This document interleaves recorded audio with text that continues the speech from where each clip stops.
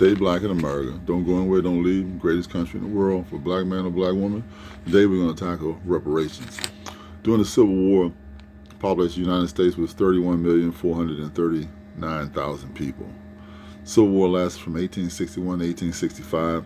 Casualties, maybe 750,000 people lost their lives, 40,000 African Americans. During that same time, 1862, President Lincoln signed a Homestead Act, which gave 160 acres per person of free land to settlers and people living in the white people living in the United States and coming from abroad to go to settle in the western part of the United States. The land giveaway was added up to about the size of California. It lasted from the act was 1862. It was implemented in 1863. It lasted until the 1900s. So during all that period of time, all that free land was given. 160 acres per person was given away that could have easily, gave it to black people, slaves, free enslavement, but they didn't. During that Civil War, and after, like I say, 40,000 blacks died during the Civil War fighting, and another 625,000 died because of disease and starvation. So a lot of people died out during that time, and got to freedom to death, freedom to famine and starvation. So Vice President Andrew Johnson, pretty much a racist, became president during that time. So he shot down that thing, talking about 40 acres and a mule. Someone on the field, Order 15, the military was going to help give say they were going to help give black people 40 acres. Land free. That never came about. I think the guy who's the head of it, Sherman, I think he was the same guy responsible for killing most of the indigenous Indians, killing all the buffaloes out because buffaloes were the main source of Indians' food. So pretty much, that wasn't going to make it. So, you got the largest slave owners on that time were Virginia, had 490,000, Georgia, 462,000, Mississippi, 436,000, South Carolina, 402,000, and Alabama, 435,000. They were the biggest ones owning people at that particular time. And so this reparation things, man, is an uphill journey. You got a lot of people not in your corner. A lot of people don't have a fight in the game. Even during the time when Marcus Garvey was talking about going back to Africa and such forth, he was born in 1887. He was actually wouldn't receive reparations. He was living today because his family wasn't involved in the slave trade here in the United States. Neither is Louis Farrakhan. His parents were not involved in the slave trade in the United States. He wouldn't get reparations even today if he got it. Pamela Harris, your vice president, she wouldn't get it. Her parents are of Jamaican and Indian ancestry. And of course, your former president Obama, he wouldn't get it because his father was a Kenyan, his mother was a white American.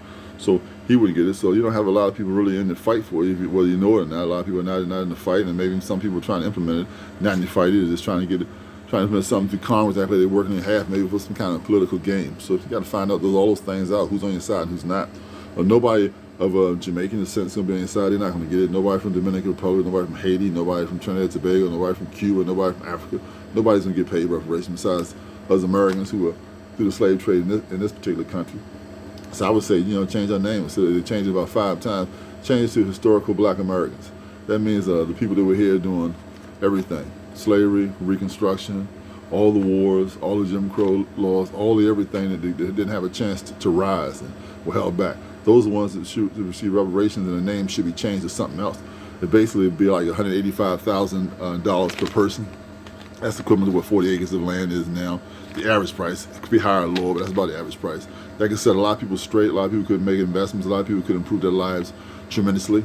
So hopefully people get on board with that. Whether you're getting reparations or not, maybe you say, well, maybe these people deserve reparations. Maybe their lives would have been much better. Maybe I wouldn't be pointing the finger and say, why is black people doing that? Why are they doing crime?